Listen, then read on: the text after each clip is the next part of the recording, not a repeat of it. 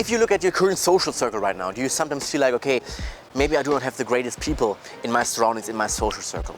Or do you sometimes maybe feel lonely from time to time? Or is it maybe the case that if you look and truly evaluate your social circle, that you think, okay, if I'm honest to myself, I don't have the best and greatest friends, and if I'm honest, maybe they're not real friends, like really people that I can count on. They're just people that are there, but they're not great friends. Maybe if you would be honest to yourself, you might not want to be friends with most of those people. You might not want to spend time with most of those people, but it's just like, okay, they're just there and they're better than nothing. It's better than having no friends and cutting out all of those people and at least have them as their friends, right? At least have somebody to drink beers with or just go out with and talk with, even though they might not be like super compatible with you. So the question is, how can you increase your network, or how can you find better people in your life? My name is Dennis and I'm building my business in sales right now because I want to live free and travel the world.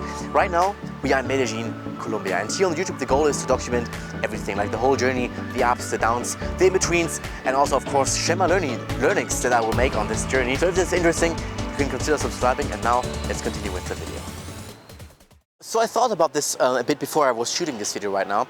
And I think what comes to mind first is that many people would say, hey, if you want to have better network, better friends, whatever, better social circle, you have to work on your communication skills. And I thought about this and I, to some degree, would disagree to this. Not totally, but to some degree, because this is, in my opinion, not the first thing that you have to work on. Because I think there are two main things that we should improve first. So the first thing is that we do not want to be friends with anybody, but we want to be friends or have a network, people in our life with the right people, right? So it doesn't make sense to just improve our communication to then be friends with everybody, because you might see them as above us, but actually they're not really compatible with us, right? We want the right people. So it doesn't make sense to chase after those people by improving our communication skills. The second thing is that it's not so much about, okay, these are the communication tricks that you do to use to force yourself with your communication and your personality onto other people. In the first instance, it's about improving yourself as a person as a whole, right? Making yourself more valuable, more likable as a person. Because this is what I learned from my mentor, is that in every relationship, there needs to be always a value exchange, right? This is how it happens. You provide value to somebody, but somebody also provides some value to you. Like this might be in the form of positive emotions, right? He's funny and you're funny back, right? And this is positive for both of us. He's maybe super confident and you have other skills, other thing that is providing value back to him, right? And you're benefiting from his confidence because it makes you feel good, right? To some degree, there needs to be always a value exchange. Why should people want to be with you if that's just taking energy, if that's not giving anything of value? So if I think back, some years ago I was feeling super lonely. I really had almost no friends. Of course, I had no great network of no people. And now in retrospect, if I think back, it were exactly those two things, right? First of all, I realized, okay, those people that I wanted to spend time with, that I chased, those are people, okay, I was not compatible with them at all. All of those people, they had no goals, they wanted an average life, or maybe they wanted more, but all they can thought of, in their reality was an average life. They wanted to drink beer at the weekend, they wanted to talk about football, and they wanted to play video games. All those things were something that even back then with 15 or 16, they were just nothing for me, really. I hated to waste my time back then. I had my goals back then. Of course, I wasn't on the right track or anything, but at least I had my goals, and at least I thought about, okay, maybe I can do something more out of my life. These were my goals back then, and I really had no people who really I can connect with because of that. And all of those people that I chased, I simply wasn't compatible with them. The second reason was, when I think back, when I was on a party, I was the shyest with the worst social skills at all. Once there were like two people, like me and another person, I could have a conversation. I could talk about things. Of course, it was boring, but at least I could talk. But I realized when it was like more than two people, right? Me and two people more, I didn't know what to say anymore, and I went silent, right? I said nothing anymore, right? Because I thought, okay, what I have to say doesn't matter. Like all of them, they have the conversation, and I want to participate, I want to stay there, but I just said nothing. I thought, okay, what I have to say has no value, right? So of course there was some low self-esteem going on there that I had to work on. If you think about it, okay, what did I do? I did many things, but what I wasn't doing was I wasn't delivering any value. I wasn't talking, I wasn't confident, I wasn't funny. All of those things that could provide value in a social situation. So once we have the fundamentals, the second thing is that you have to become proactive, right? Because what I thought back then, and I think what many people think is, right now I'm in a shit position. Right now I'm in a place where I'm not happy right now. But if I just do enough self-improvement, right? If I just sit at home enough and work on myself, maybe work on a business, and at some point I have money, then the people in the great network and all of those things will magically happen to me, right? They will come into my life. So waiting for friends or waiting for better people in your life to magically appear is not the best strategy. We have to become proactive, and here are some ideas or some like first steps that you can do.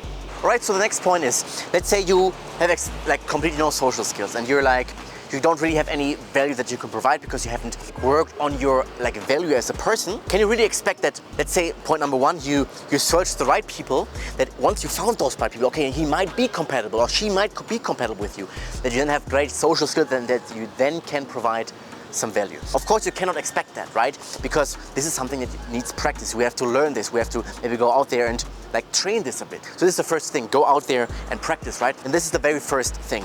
And say hello or hi and smile to almost anybody, like literally anybody that you see there. Why is that good? Because first, it's not taking value, but it's offering value, right? You're just offering, you're saying hi, and you're smiling, so you're like sharing positive emotions. You're not asking for anything bad. You're not smiling because you want something from them. You're just smiling and saying hello and wishing them maybe a great day. The second thing is, everybody likes attention and everybody likes recognition. And everybody, like almost everybody, hates being ignored and not getting attention, right? So why would you ignore people and not give them attention if you know that they hate it? Just say hey, hi, and greet them, right? Just a little wave, and you will realize everybody will like it and they will wave back at you. Like there's some people, I'm working in a co-working space here, right? And there's like some staff here that is there for security. And I always greet them, and like every once in a while they come and they engage in a small interaction, and it's like, okay, we don't really know each other, but we're like a little bit like, I don't really want to say buddies, but I know, okay, if something would happen, they would like have my back, right? They would be there. They also like the people that, if for example it would close, they would allow me to stay a bit longer, like to finish the video, right? This is why we do this, not only to like people that where we think they are above us, let's say in the social hierarchy, but we also greet people that we at least think are below us. For example, I also greet the cleaning lady here, not because, of course, also because I want something. I don't really think, okay, she's below me. No, it's truly because I want to share something good. And I would recommend you to do this, like greet everybody where you think they are above you and also below you. Because I think it was a quote from How to Win Friends and Influence People. The true greatness of a person is shown by how he treats the small people, in quotes, insignificant people. Like many people could view like a cleaning lady as more insignificant as a CEO, right? You know what I mean? Because what I realized for myself back then when I had like no friends, when I had low self-esteem, what I tried, because I tried many things, was, okay, the cool kids, they seem to like put people down. I want to be cool, I want to be part of those cool kids. Maybe I should try to put others down in order to be up here. But I realized, okay, those people that didn't react well to me, they react badly to me. I realized at some point, okay, true people with true high self-esteem, with full of positive emotion, high value people, at least in my definition, they don't have to put others down to feel great. This is really a sign of, okay, low self-esteem. I have to put others down in order to feel better.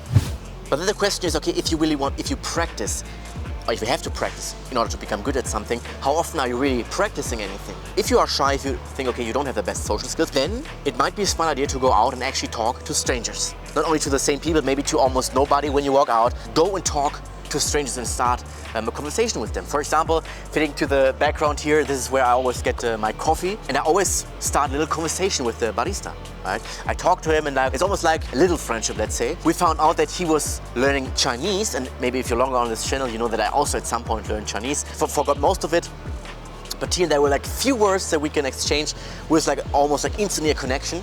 And again here, I didn't start the conversation because I wanted something from him, because I wanted to share something. And I was waiting for coffee anyway, so why not increase my social skills? Why not increase my Spanish, right?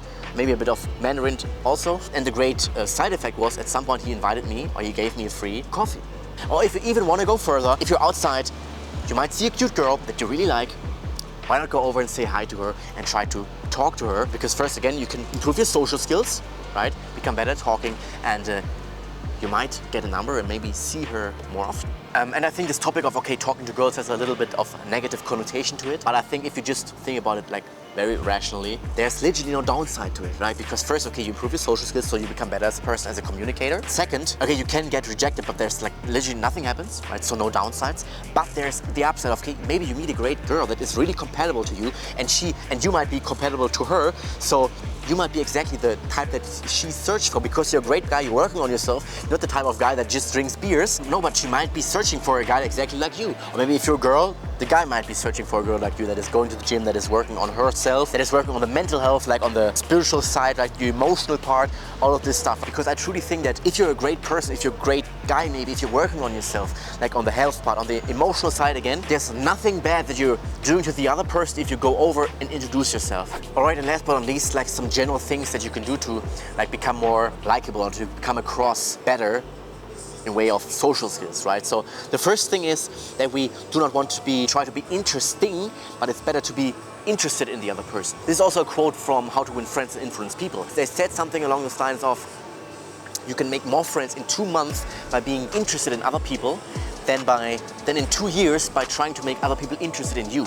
So how do we do this? It's not by, okay, telling about ourselves, how interesting we are, what cool hobbies we have, etc. No, but by letting him talk, because he will start talking anyway, right? Because everybody loves to talk about themselves, and then truly just listen, interested in what he's saying, and then asking questions. It's important to not make it in a manipulative way. Okay, I do this now because I want him to be interested in me. No, because then the vibe would be wrong again. No, but we're truly interested, right? Here, the barista. I was truly interested in all the languages that he was learning. He was learning English and Mandarin right now. But this was interesting for me because, again, we found a connection, we found some similarities. I was also learning languages. I'm also learning Mandarin. How interesting, right? And then we spoke some words. So the next thing when it comes to social skills, and this is one, like, I think the most fundamental thing ever, but almost nobody does it, is that we shouldn't criticize. Ask yourself, okay, how often are you saying to people, I disagree with that, you're wrong, right? This is not correct, I see this a little bit differently. From his point of view, what he said, what he stated was 100% right. This is why he said it, right? He didn't have bad intention. No, he said it because he had good intention and he thought he was right. What are you doing if you're criticizing him, if you're saying, okay, no, you're wrong, like you're attacking him? And the only thing that will happen is, because what we think with our brain is, okay, I am right, he's wrong, so he will thank me for it. But well, most of the time what will happen is that he will not thank you for it, but he will fight back. What he will do is he will not be happy, but he will justify himself and he will hate you for it, right? Because you made him aware of maybe his shortcomings, maybe where he was wrong, or maybe he just doesn't believe what you're saying. There's nothing gained by criticizing people. It's the wrong thing to do because they close up, they're not open anymore for a conversation, and they're especially not open anymore to change their mind. Even if they might be wrong, it's smarter, if you really want to change their mind for their benefit, to first agree with them, because now they're open for your input. Because what happens also when you criticize, they will probably start resenting you for it. All right, so the last point is that you should think about or reevaluate current relationship that you have with friends and might be cutting out 1 or 2 of them, or maybe more. This goes back to the very first point, but we do not want to be friends with anybody, but we only want to be friends or have in our social circle the right people. And if you already are surrounded by the wrong people, it might be time to think about, okay, is this really a guy who's good for me? Because often, for example, what happened to me in my story, when I was chasing those people because I thought, okay, they're above me right there, to the school people, I want to spend time with them. What am I how am I communicating to myself? I'm communicating to myself that I am the person who has to chase them, who's not worth of their time, because they never invited me, they never wanted to have me there, right? This reduced my self-esteem, and because our inner game equals our outer game, how we think about ourselves. If we have low self-esteem, they will think the same about us. Okay, he has low self-esteem, he has low worth, why should I invite him? And we do this with strict boundaries. So in order to have new or better people in our life, we need to make space and room for those new people by cutting other people out, right? We need maybe also more free time in order to find those right people, not because we chase them, but we go out there and we invite people, right? We attract people through who we are. For example, with the strict boundaries, if somebody's, in my example, if somebody is not inviting you and you're chasing them right now and they say, okay, no, you're not invited. And those people, they don't want you there. Okay, then they're out, right? Then you decide, it's your decision, okay, then they will not be in your life. If they don't want you there, then they don't see your value, okay, then you will not spend time with them. All right, anyways, I want to appreciate that you watched until the end. For everybody who's new to the channel, again, my name is Dennis, and the goal of this channel is to build a community of like-minded people. People who also want to improve in life, who want to become better. And I want to do this by leading by example, right? My goal is here to document my whole journey towards success. And the motto here is 10 years of hard work for 50 years of freedom, because I believe if we put in 10 years of hard work, then we can literally achieve almost anything, and that we are then set up for the rest of our life, right? We can travel, we are financially free, we can have our great body, we have great relationships, we have great social skills if we just put in the time, we put in the effort, and we work on ourselves, right? So again, I want to lead by example. If this is interesting, you can consider subscribing, and we might see each other in the next video. Thanks for watching. See you in the next one. Take some action. Buenas noches.